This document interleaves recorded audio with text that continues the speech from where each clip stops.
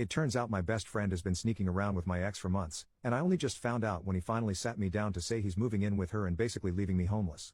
To jump right into things, my ex-girlfriend Cassie, 24 female, and I, 23 male, were together for 5 years. We started dating in high school and stayed together throughout college, and then moved in together after graduation. I've been in love with her since before our first date. She's amazing, and I still think so. We were talking about marriage and starting a family soon. Then one day a few months ago Cassie wanted to talk, sat me down, and said she decided she doesn't want kids. She didn't just mean not now but not ever. She talked a lot about overpopulation or climate change or whatever, but I was just immediately depressed.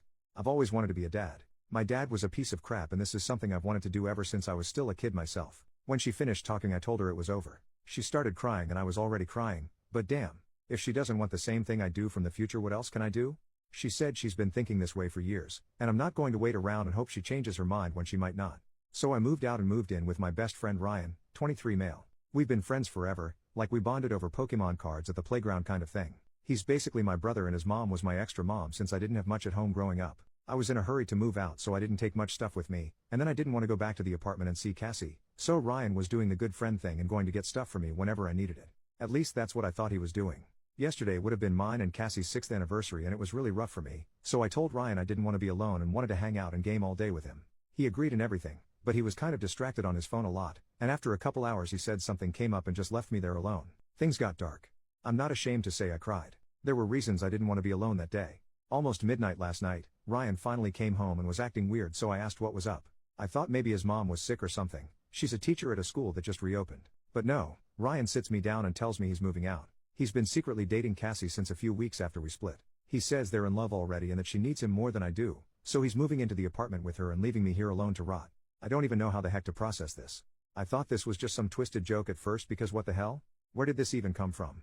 I don't know which one of them has broken me more. To make things worse, I messaged some of our other friends this morning to tell them what's up and they already knew. When I got upset they all said it was no big deal because I'm the one who broke up with Cassie. Am I going crazy? Where do I even go from here? I can't talk to my friends, my ex broke my heart, my best friend stomped on it, and the closest thing I have to family is gone because they were his family too. I'm lost and don't know where else to turn. Edit to add, I have bigger crap to worry about than my broken heart I guess. Ryan texted me. I'm about to be homeless. Thanks so much to everyone reaching out. My inbox is blowing up but I'm kinda focused on this housing thing first. I'll catch up when I can. Sorry. Update 1 month later, I kind of debated if I'd post an update on this or not.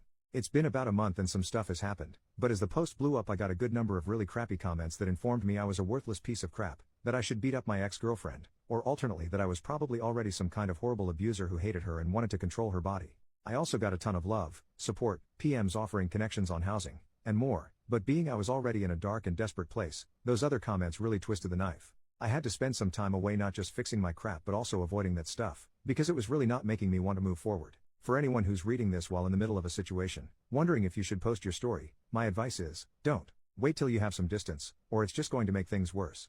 One thing I want to clarify here, since a few people swung for the fences based on what I posted, I don't hate Cassie. I don't think she shouldn't move on.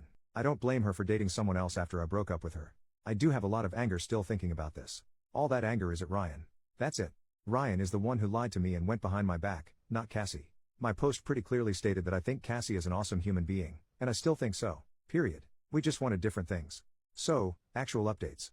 Shortly after I posted, Ryan texted me to say that he'd planned to give me a month to find somewhere else to live, but since I couldn't be happy for them, he wanted me out by Friday. Looking back on it, I kinda think this was his plan all along.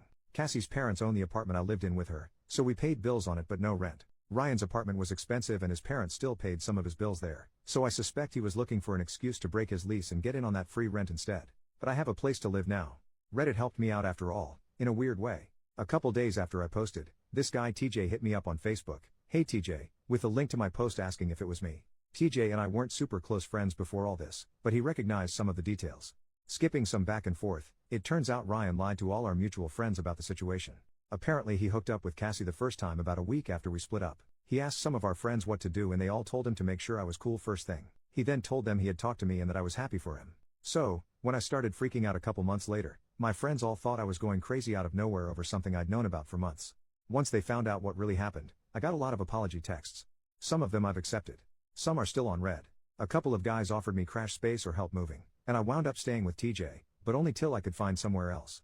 My days of living in places without my name on a lease are over. Learned my lesson there. I found a roommate looking for a place through Craigslist and we signed the lease last week. Moving from TJ's happens this weekend. Ryan is blocked out of my life. I probably forgot some of my stuff at either his place or Cassie's, but it's whatever. I can get new stuff. I can get new friends.